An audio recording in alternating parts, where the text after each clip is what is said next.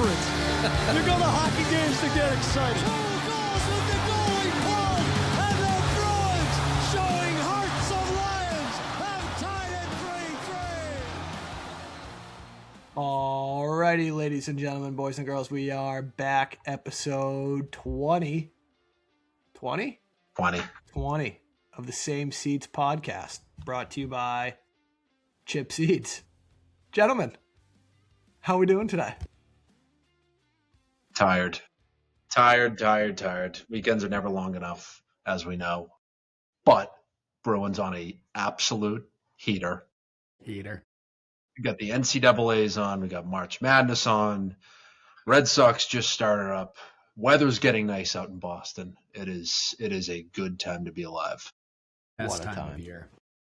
What a time to The be best alive. time of year. Playoff hockey. Incoming. Buckle up. Being playoff hockey right now, too. We're getting a little happy. We are. We've been playing playoff hockey for the last 3 weeks. Since the This is Detroit. the Seafood Tower.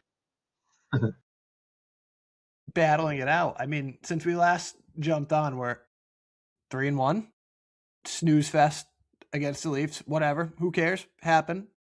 And then they just put their nuts on the table these last 3 games. Complete show up, the will to win, Sturman and behind the beat. That's big man hockey, I think is what he said. Not even big boy, big man hockey. Do you think that's like a translation error? Big man hockey? 1,000%. That's 1,000%. like, or something just original that he came up with. He thinks it's cool. There's I an guess account. both. It could be both. There's an account on Twitter. I think they're based out of Slovakia, maybe, and they're like Bruins fans. They just pretty much just follow Zaka, and I got duped again by the translation, and I was about to add it to the sheet as like a statistic, and I was like, okay, I need to go back into my settings and like maybe just get the translation immediately, so I'm not getting Twitter duped every single time. We're gonna have to put the captions on your phone the way you would if you were to watch like Game of Thrones or something, just so you can understand what's going on in English. Yes, I would appreciate that if that's a feature. We'll submit a ticket to Apple. Send it to support. What do you got for housekeeping? I'm itching. Yeah. I mean, we're looking at the playoffs, obviously. It's that season for us, and something to keep an eye on as we go through this, because I think the Bruins have created some distance over the last couple games, which has been great. I mean, yesterday was a 2-point swing with that win in Columbus, just insane. But the tiebreaker. The first tiebreaker is a little crazy. It's regular season wins or regulation wins. And the Bruins are at 30, Islanders at 28, Pittsburgh at 29, Columbus at 27, Detroit at 28, Ottawa 32. So as we get down to crunch time, it's something to keep an eye on, because if we lose to Ottawa on a playoff bid for regulation wins, I'm going to lose it. I'm going to completely lose it. I'm going to snap, because that's I don't know. I think goal differential should be the first tiebreaker. Hey, if it's goal differential, we're both sitting plus 20 right now. Oh, is Ottawa plus 20? Yeah, believe it or not, by the grace of God, they could get a save all year, but by the grace of God, they're plus 20. Yeah. There's actually a lot of animosity in Ottawa too. Like, Mark said he needed some rest. The Martian account has completely lost his mind. Mark said he needed rest. Those people are so ridiculous, though, because all they do is they'll be the first one to tweet Bell, let's talk, and they'll be talking about mental health, and then a goalie that has been grinding for them in the crease needs just like 24 hours just to catch his breath, and they're like, send him home, get him out of here. It's like, relax, dude. The guy's labrum's probably hanging by a string this time of the year too. His hips are probably spaghetti, and just give the guy a night, man. How old is Olmark? I think he's a 94. Is he a 94? 94 or 93, one of the two. 93.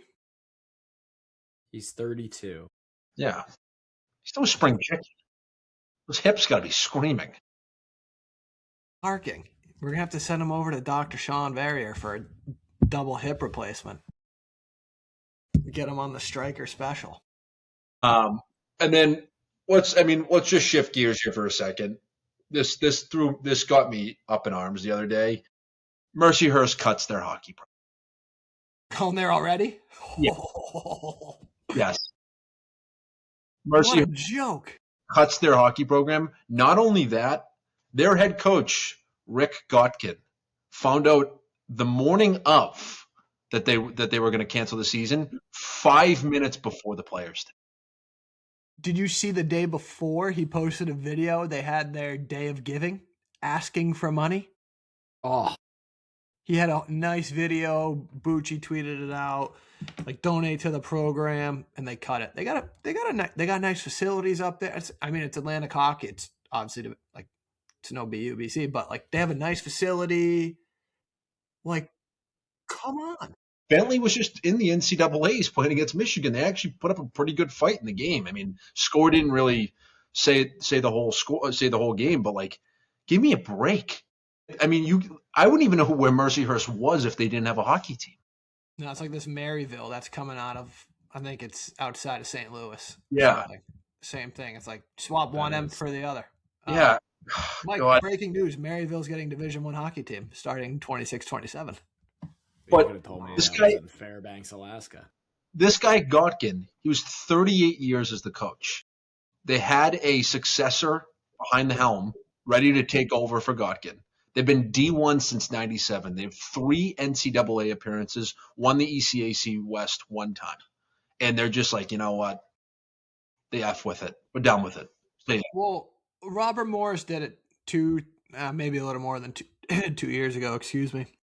So who knows? Maybe like you put up a big enough stink and there's a petition going around. I think folks are signing, but I mean, petitions don't really go too far, unfortunately. Yeah, they're fake. They're a fake thing to feel like people are involved in their. Yeah, it's a participation trophy. Give me a break. But yeah, just total bullshit all the way around. It's a bummer for the players, obviously. It's a bummer for the coaches. It's a bummer for the alumni. I mean, it's like now they're sitting there and they're like, I don't know. I just talked to a guy earlier this morning. He lives in the neighborhood, had his dog out there, and he played hockey at Dartmouth. Him and his buddies went up to Worcester. They had a little alumni stand out there for all the alumni getting together, and now it's just out the window for Mercyhurst. It's just a bummer. Sucks. What happens to those people's money that donated to the program for the Day of Giving? Just like what it did when folks would donate to our funds, they would go to other sports, and we wouldn't see a dime of it. That's kind of like it's kind of like taxes. You just don't know where it goes. Yeah, into the abyss. Clue. Probably to another program that's going to get cut. JV moved by the athletic department, the school, like loser. It sucks. You feel bad for the players too. Like they'll land somewhere, obviously, right? It just sucks. Yeah, but you have to uproot your entire life now. Seniors, like guys going into their senior year, like it's brutal. Yeah, complete bummer. Brutal. Yeah, I mean it's big corporate. They need a club team. Yeah, I mean it's big corporate rolling into college hockey now. Big corporate running the show, making sure their profit loss is great and whatever, and they completely remove the tradition of hockey at Mercyhurst. Just it's a bummer. Sucks. Go ahead.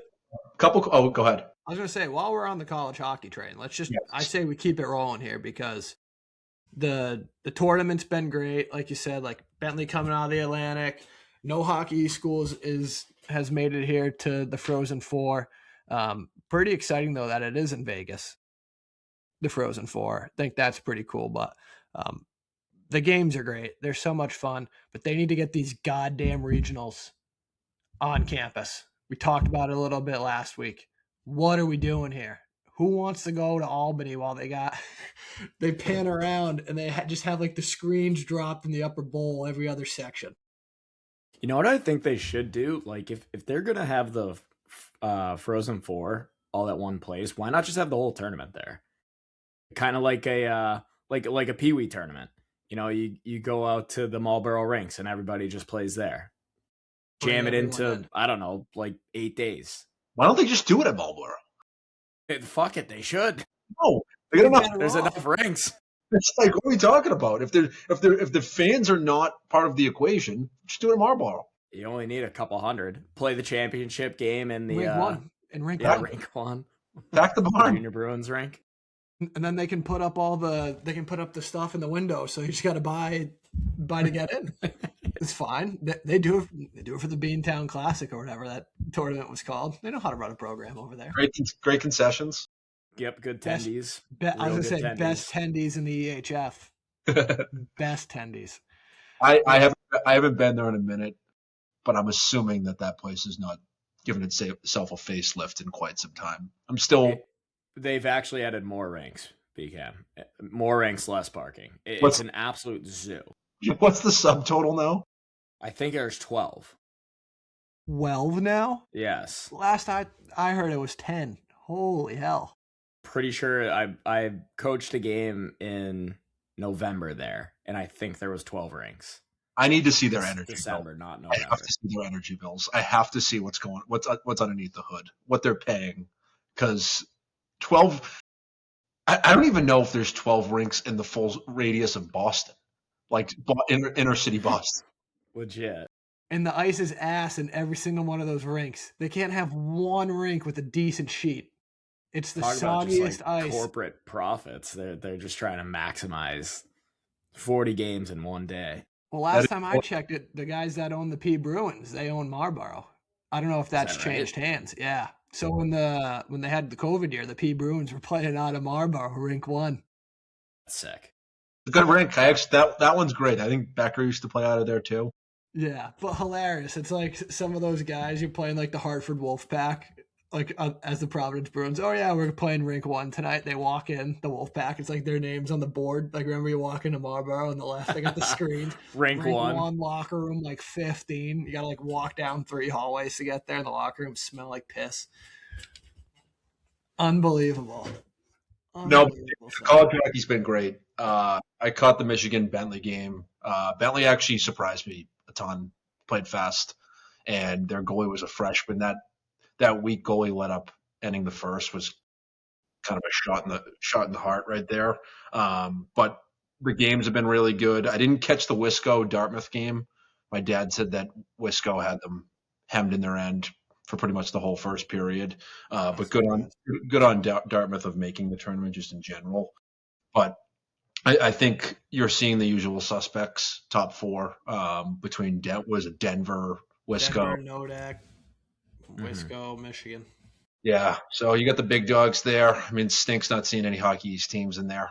I mean, BC probably should have been in there, but we had it's a good thing that they weren't though. We had a couple college hockey signings too in the dead of the night. Bruins quietly signed Merrimack goalie Max Lundgren, 6'5". I didn't realize he was 6'5".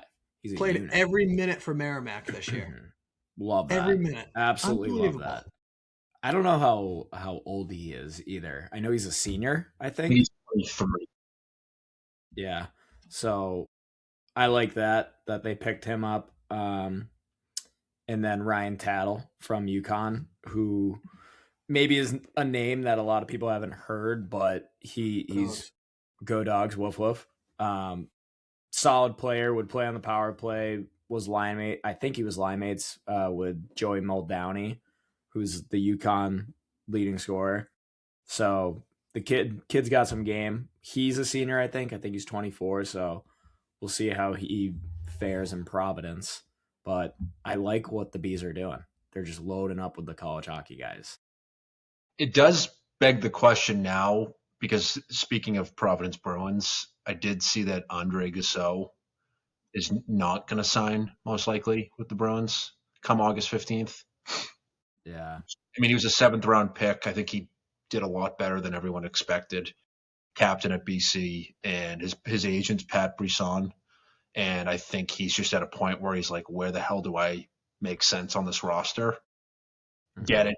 Completely get it. It's a bummer because he played a really good game, and I think he would be an asset to the Bruins. But I also get it from his end too, where he's like, I think he's 24 years old, 23 years old, whatever it is, and you have a expiration date on playing professional hockey, and you got to jump on your chance. And I think that he could probably play for a couple other teams, be up and down, but grab NHL games elsewhere.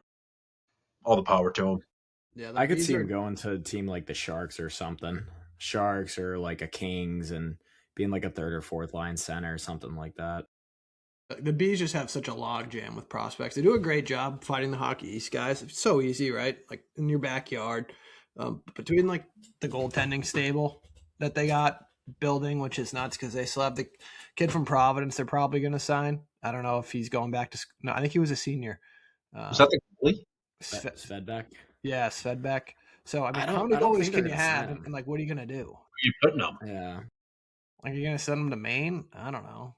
I think I thought about this earlier, that the thought must be that DiPietro's coming up next year. That will leave the guys, Simone, whatever his last name is, and Lundgren to man the helm for Providence. I just hope they don't have a whoopsie with, like, Bussy.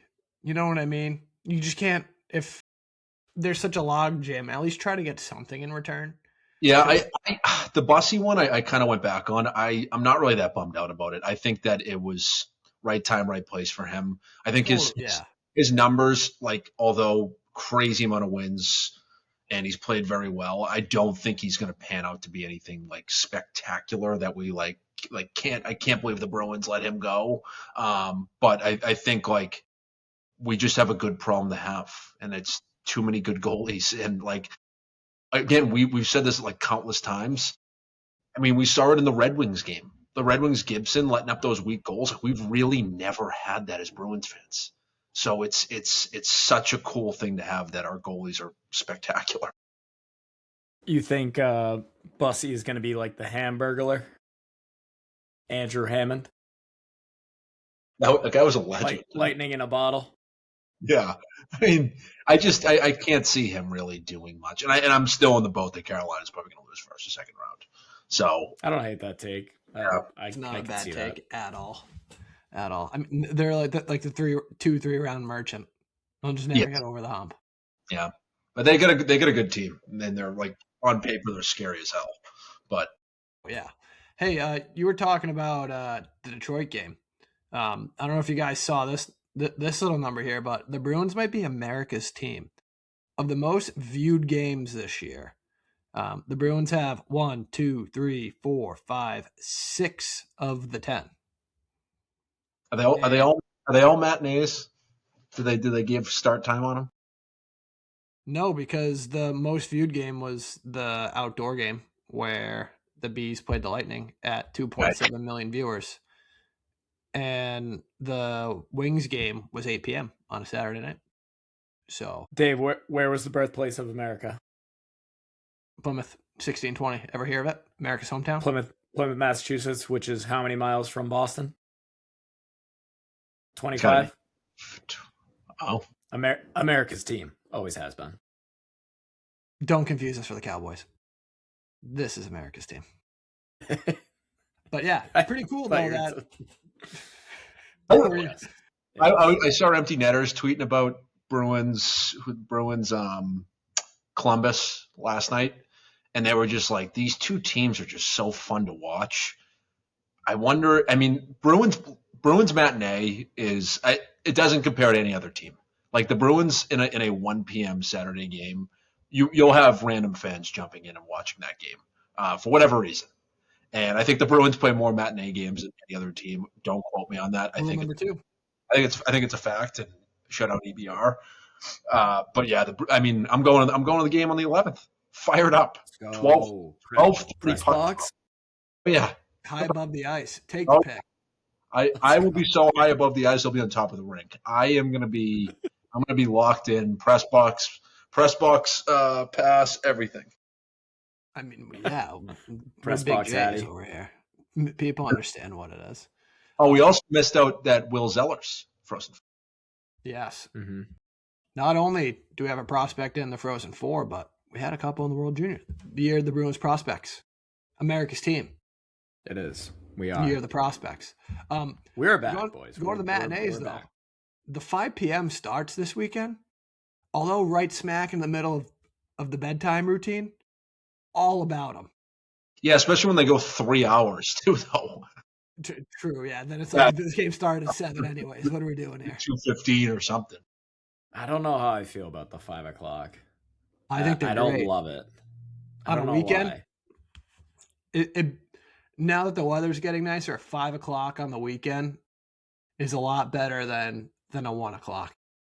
Well, how about this Sunday, April 5th, 3:30 p.m. against the Flyers? That is a wonderful time. Easter for me to Sunday. watch a game.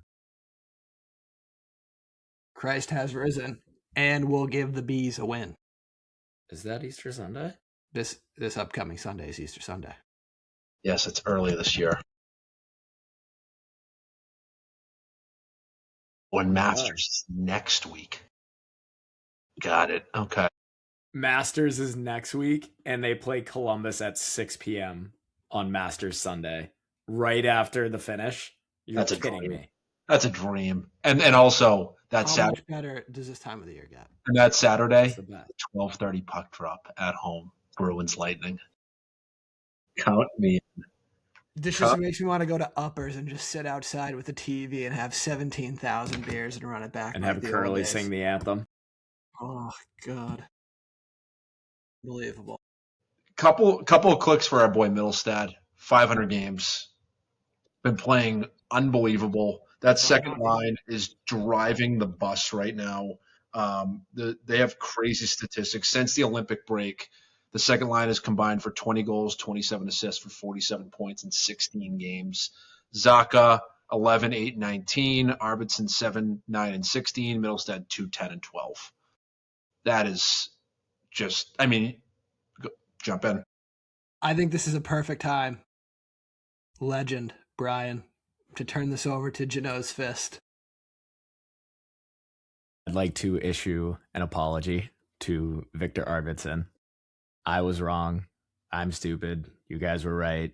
I was being a bad, biased fan based off of one clip of him not jumping into a scrum.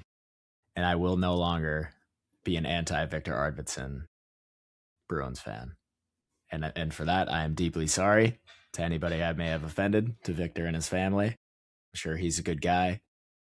Short king. Not much to hate about him, honestly. The guy can flat out play, and I'm tired of hiding behind a lie. The Weasel. But he was born to be a Bruin. But I do reserve the right to change my mind if he becomes a ghost in the playoffs. I don't know about that one. He is. Every team is sitting there being like, how the fuck did we not sign this guy? And for a 4th round pick. Give me a break. Oh, yeah. I keep thinking we signed him for free. Nah, 4th round pick. Here you go, Edmonton. You could really use a guy like this.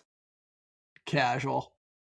Thank you for your service. I saw something since, I think, the new year, or maybe since after Olympic break, the top 10 teams in points are all Eastern Conference teams, which is insane. Since the Olympic break, the top 5 teams in terms of points were everyone Eastern Conference but the Blues. And the Blues have been buzzing, which is crazy. They're going to make the playoffs.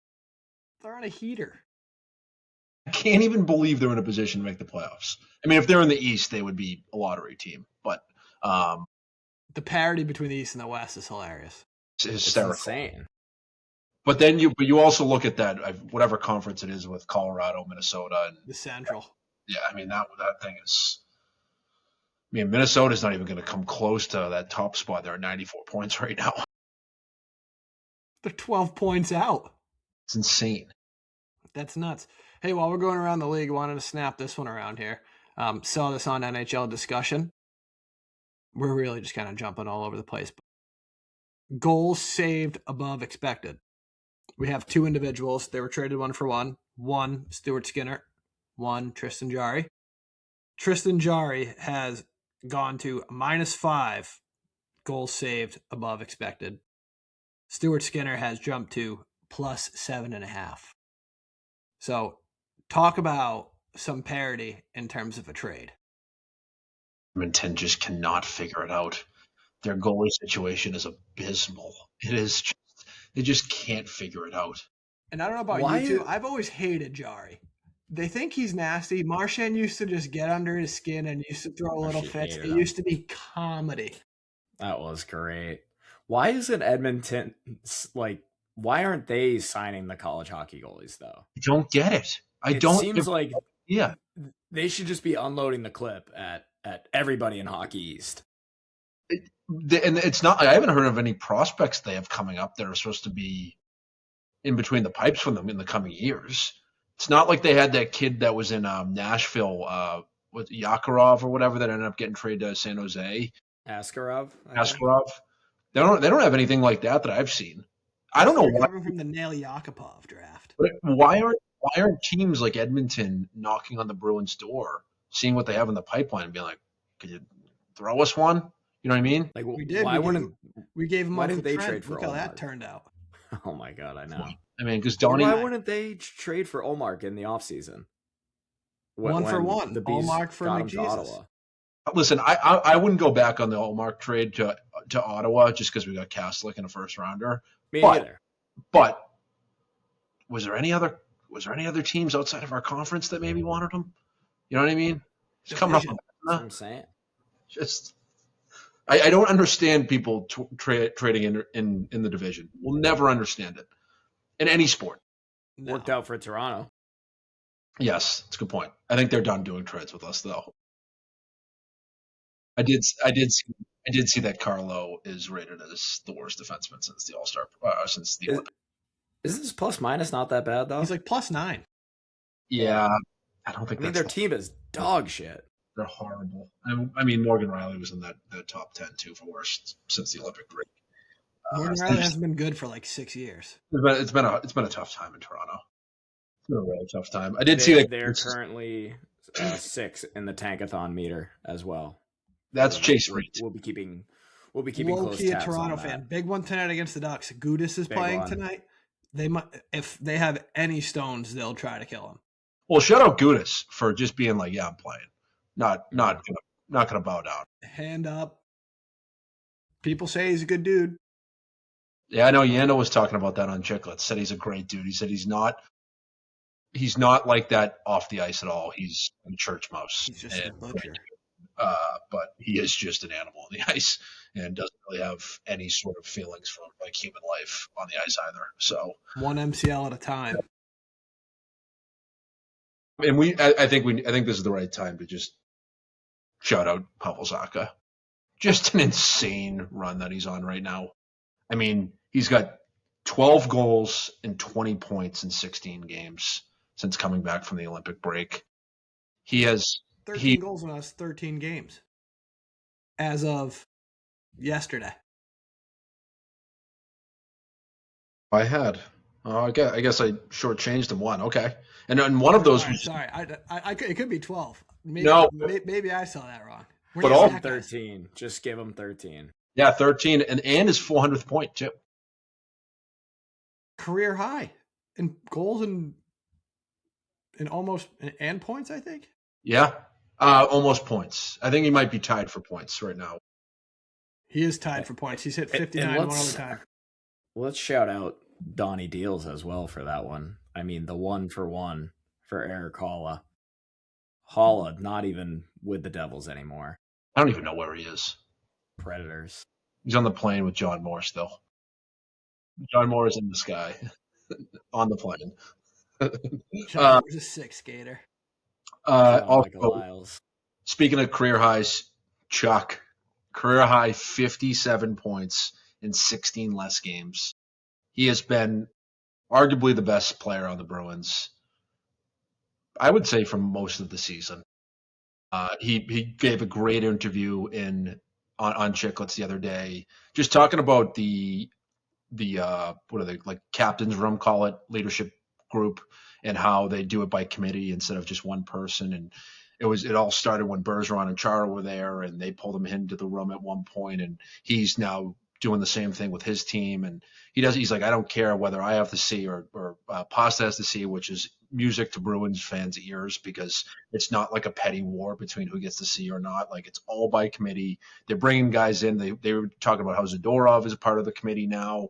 He doesn't need a letter in order to stand up in the locker room and say anything. So it's a coach's dream. It's a Bruins organization's dream. It's a fan's dream. It's everything that I could. Mm-hmm. Yeah, and their leadership style too. It makes me really think about when Hagens comes in. Are they going to make him do a rookie lap? I don't think they're gonna. Yeah, I think the Bees have never done that. That's actually from what Big Z started. Never thought about that. So you wouldn't even call them rookies, remember? First years. Yeah. So if Hagens comes in and he doesn't do the rookie lap, I think that's a big telltale sign of what the culture is in that. So cool to see. We need Hagens to get a game ASAP so we can kind of see what's going on. I mean, but before we sorry, Dave, before we dive into Hagens, still on McAvoy, he's been an absolute horse. One thing that has been bothering me about him though, anytime he hits the ice and there's a stick around him, he is like freaking out and looking at the refs. His hands are up and just pitching an absolute bitch. And it's kind of starting to bother me a little bit. I don't know. He doesn't need to do that. No, he's probably been hit in the face so many times, though. He's just sick of all the stick and puck fractions and foul. Yeah, for sure. It's chaos. It's chaos. I would like if he just started maybe not putting There's a pretty funny one against the Blue Jackets. I think I know what you're talking about, Mike, where he comes over the blue line and he was like sliding and his hands are just up. It's like, dude. Yeah. They either saw or they didn't, my guy. Like Pasta's kind of the same way, too. Pasta's been... them both have just been like freaking out at refs this entire season. I mean, the refs have been putrid. They have. They've been putrid. Pasta with an all-time move early in that Blue Jackets game, just like 5 seconds after he like gains his own, just rips a shot on that. I do have a bone to pick with someone though. Bad teammate alert. Hampus. Hold on. It's not like this was an offensive zone like draw, goalie saved it. Once the D crashes, comes outside the zone. It was not that. My guy could have just grabbed someone. Well, that's what he was doing though. There was already 4 guys in there, 1 from each or 2 from each team. He had the late guy coming in. He was managing the outside.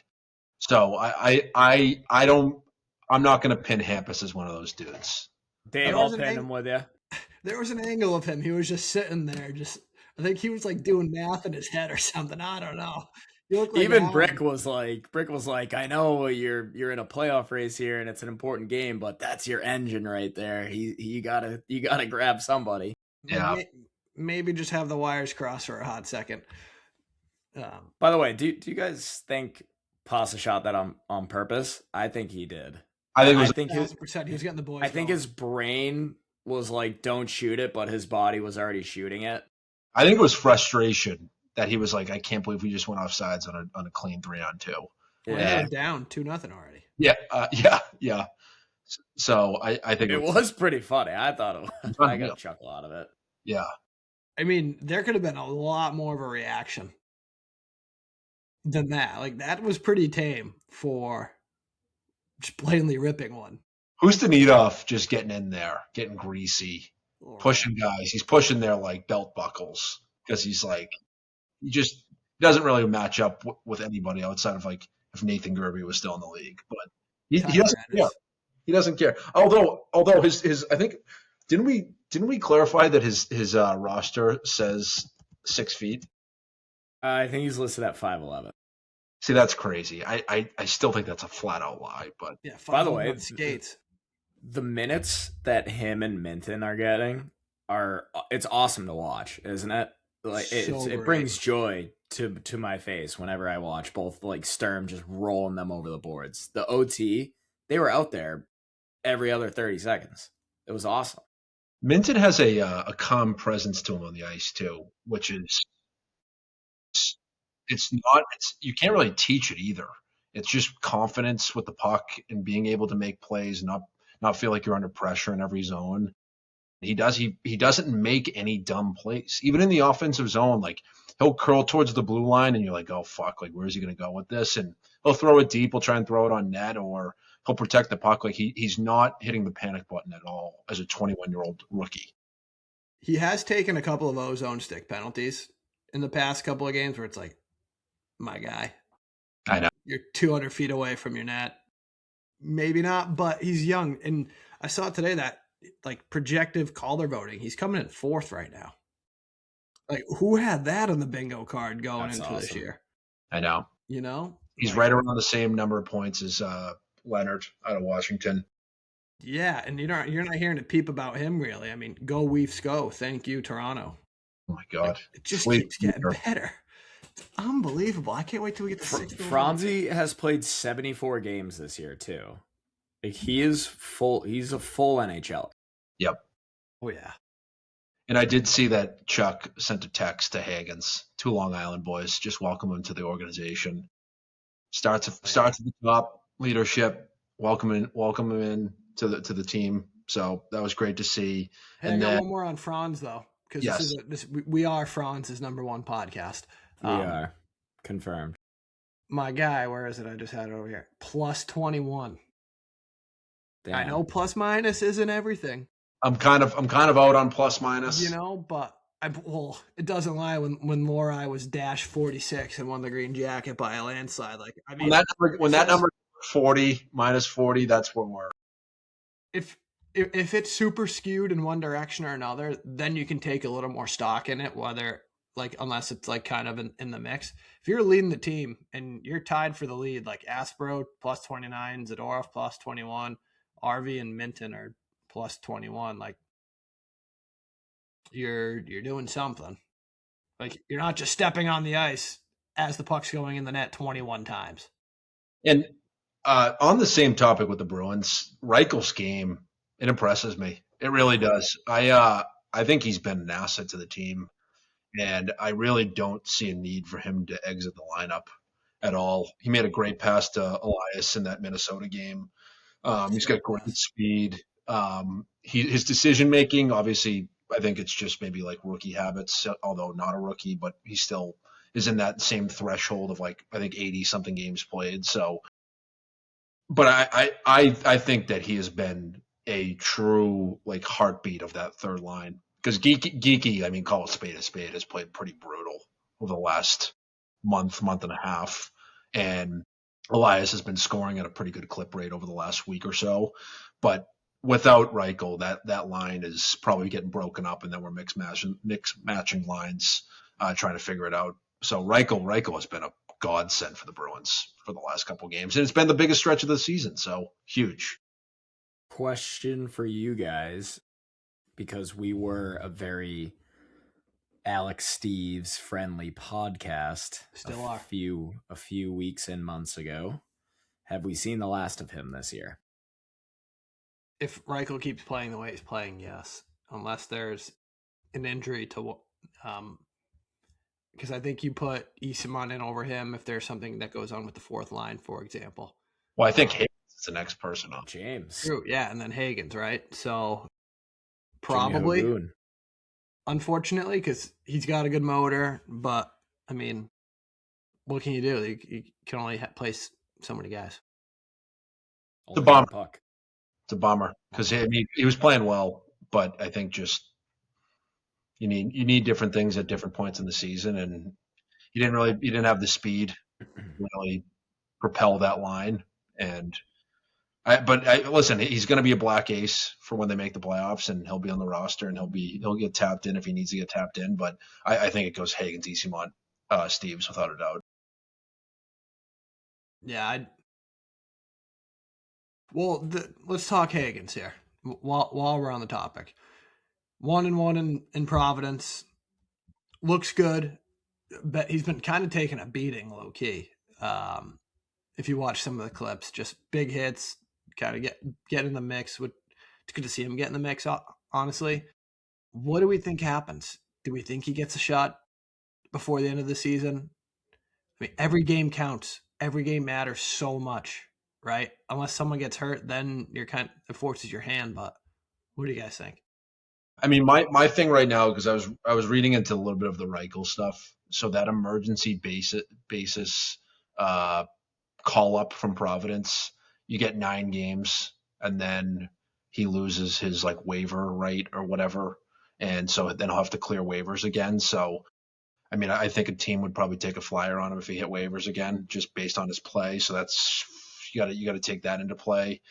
But I mean, I think a lot of the hits that I saw him take were taking a hit to make a play, which you love to see. Some of them are in the offensive zone, just knowing he's going to get crunched, and he just took it. I mean, he's a smaller dude, right? He's not this big unit shed that like can just bounce off guys and whatever. But he's probably learning a little bit of a different game right now, and it's probably good he's in Providence.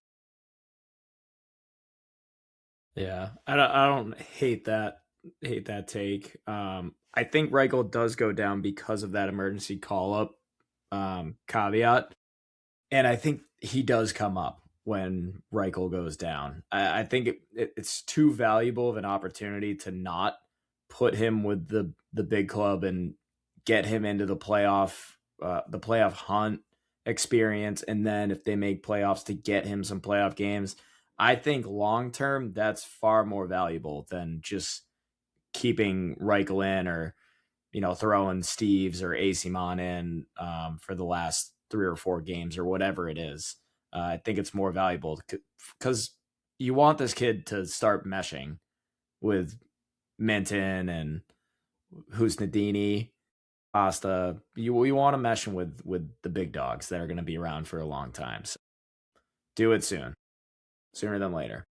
I agree. I didn't know the emergency thing either, BKM, until I saw that. I probably read the same tweet today about that. And it's interesting, that little caveat, because you would hate to see Reichel, like someone scoop him up. I think he's an RFA at the end of the year. Like that's a guy would love to lock up for a couple of years. Short money, good motor.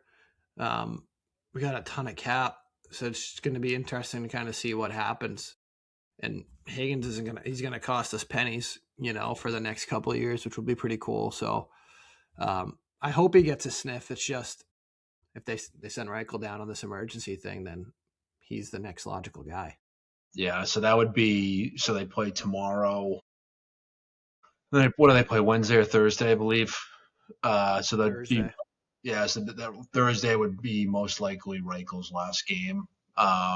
So I mean, you could probably see him. Was it Friday or Saturday the following game? Introduce him Saturday to Tampa. I mean, you can't. They don't have one of those games, like those cupcake games, to throw him in and get him a point and make him feel good. So throw him into the action. Throw him into best team in the league, best team in the East. See what you got. Yeah, see what you got. The old saying, "Shit or get off the pot." If they can snag, I don't know, 3-4 points over the next 2 games, be huge. Be like, that game isn't as important. Where, like, I don't know, you can take a little bit of a gamble here and for the bigger picture. And I'm all for it. I mean, my prediction was god awful. I said Saturday against Minnesota, not even close. I haven't remotely close. So I'm not. We were all saying that. We're trying to just will it into existence. Yeah, we're trying to manifest it for sure. I know it's not our fault. I think he's due. And I listen. I don't like the people online talking about comparing it to other guys that exited college hockey and whatnot and blah blah blah. Like Drew Fortescue's playing on the shitbag Rangers. Like, let the kid get some ice time. I don't give a shit what your organization does. Regardless, yeah, the guy exited Quinnipiac and he went to play for, I don't know, the Vancouver Canucks. Like, congrats. It's not, we're not looking for quick wins here. The Canucks have a -88 goal differential. Have fun, pal. You're gonna go -10 in your first 3 games. And the Bruins have made the playoffs, I think, 12 of the last 11 years. So I don't know. Take a page out of the Bruins book, maybe. It's dumbfounding how idiotic NHL Twitter is. They will just pounce on anything to provide some negativity or a conflicting argument. It's a bizarre place. Well, Twitter's nuts. It was so funny. The Bruins go down 2-0, and one of the prominent Bruins Twitter accounts was like, What are we doing not sticking to the rotation, going with Swayman back-to-back nights? Hey, pal, shut up.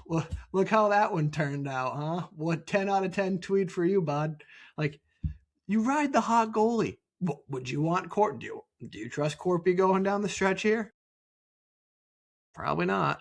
Do you think Swayman gets the next game too, though? I think that was I don't know if this is right, but let's just roll with it. I think that was Swayman's second ever back-to-back. Correct. That is correct. The last one, I think, was 2022 or 2021. I don't even know if it was in League 21. But it was and like...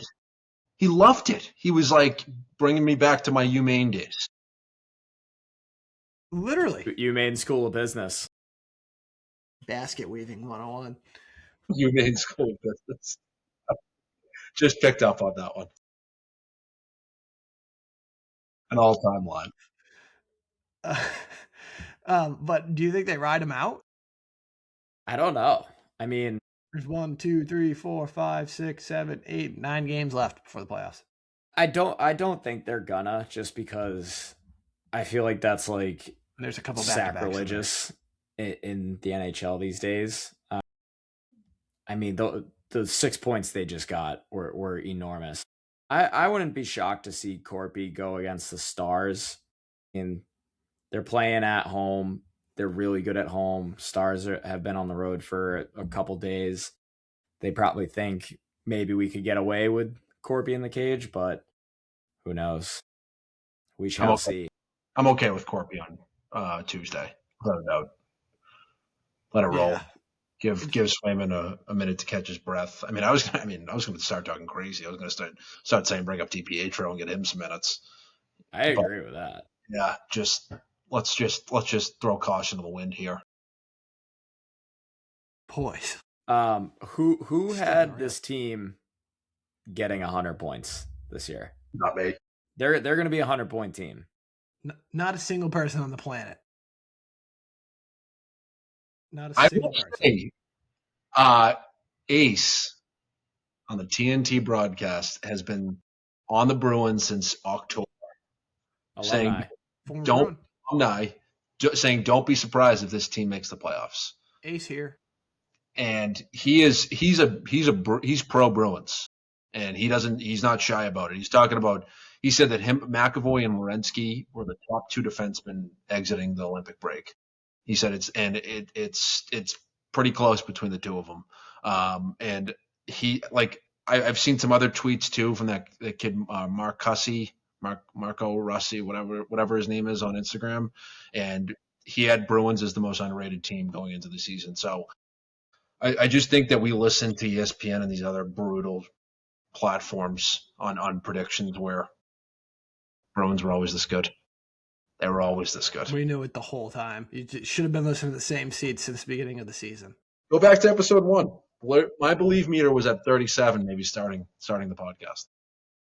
Yeah, mine was high. Mine was up there.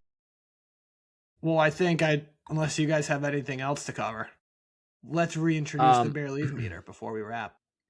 I would like to reintroduce the Bear Leave meter, but I would also like to give a shout out to my brother, Connor, who is he's a horrible Bruins fan. So we have a family group text, and I haven't directly talked Bruins hockey with him for 3 years. I have put him in a 3-year hiatus, and that's no joke. Like, that's the text chain pops off in the family group text, and I haven't chimed in once. That just goes back to a little personal. He gets a little personal talking bees. But he did just have a daughter, Jane, and the Bruins are 2-0 in her tenure on this earth. Shout out Jane. Shout out Jane. Thank you, Jane. 2-0. Sky is the limit for baby Jane. I did see in the photo, Connor did have a Beast hoodie on. Yeah, I'm just saying, good juju all around. Jane. He loves to hate the team. He loves Bruins. to hate the team. Well, that's all of Bruins Nation. They just they love to just hate. I don't know why. Well, it's that one meme that goes around. It's, I can't wait to watch this game. Then 60 minutes of pain and suffering, and oh, great, we won the game. Shout out Jane. That's very cool. Shout out. 2-0. Congrats, Uncle Mike. 3. Two things around the league. Jay Fresh Hockey, common name we hear here. Troy Terry is currently the only player with 50-plus games played this season with 0 hits recorded. Insane stat. Would not fit in on the Bees. Just rub someone off. That seems intentional. Pause. Rub him off. That seems intentional. At game 10, I would have said that's intentional.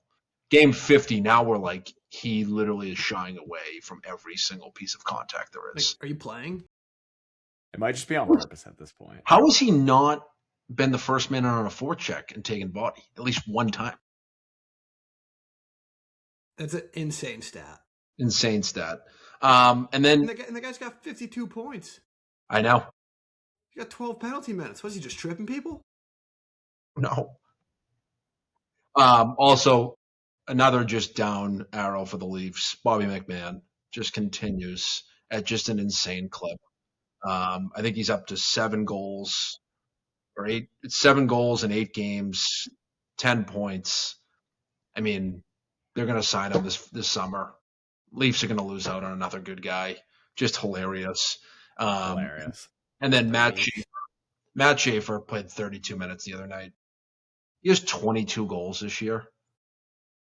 He didn't turn 19 until right before the start of the season. I'm sorry. He doesn't turn 19 until right before the start of next season. He turned 18 right before the start of this season. We're just picking our nose at 18 and eating it. This kid's like scoring 20 in the NHL. So my question to you both is, keeping in mind that the cap is going up over the next 2-3 years, which aligns perfectly with when his entry level is done with, what does he average per year? If he has the 12 mil. Oh, I was going to say, if he has the same production next year as he does this year, you're looking at like 18. Yeah, that was legit stud number 1 D who's going to be the face of your franchise for the next 7 years. But you were like, that's the highest paid defenseman in hockey. But like he should just be signing 3-year contracts for the rest of his time. He should. Why not? He'll be, by his 3rd contract at that rate, he'll be like 27. And he'll be in a Bruins uniform. Even that's better. Insane. He'll look great in black and gold. I don't know about that. No, I'm kidding. He would. But that's all I got from take Draisaitl before him. Take him all. We got the cap space. Paus's team-friendly deal locked up. McAvoy team-friendly deal locked up. It's going to look good. It is. I don't have any other housekeeping, Mike, unless you have. I think our new episodes are just all housekeeping, which is just fun to say. But Bear Leaf, let's wrap housekeepers. up. The same seats housekeepers. Where are we? 1-37 today on Monday, March 30th with, what did we say, 9 games remaining? I mean, I'm all the way. Me too. Me too, B-Cam. What are we talking Me too. I'm 36.5. What are we talking about here? They went Buffalo, Minnesota, Columbus. Grabbed 6 points from all those teams after laying the complete egg against Toronto. The fashion that they did it too. 2 comebacks. I mean, down 3 with 13 minutes against Columbus, who's arguably a tougher game to come back from because they're fighting for their playoff lives. This team has it. I was standing watching the 6-on-5 last night. So I mean, I'm all the way back in. I'm ready to get hurt. I'm ready to get hurt. Guy, what's his Nasher 61 on Twitter? He's like he's a big Columbus guy. He labeled that as the worst loss in Columbus Blue Jackets history. I'm sure. In their 25-year history. Tip of the cap. It was bad. I mean, it started with that Detroit win. Obviously the hiccup against Toronto, but the for realsies.